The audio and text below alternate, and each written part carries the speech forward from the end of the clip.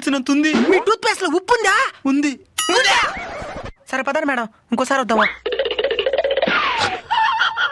Tooth paste లో ఉప్పు ఉందా లేదో పక్కన పెడితే ఆ గేట్లో పాము ఉంది.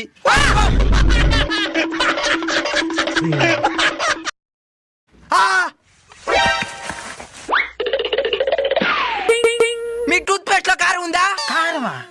వీళ్ళేదో ప్లాన్ తో వచ్చినట్టున్నారు. ఉంది. ఉందా?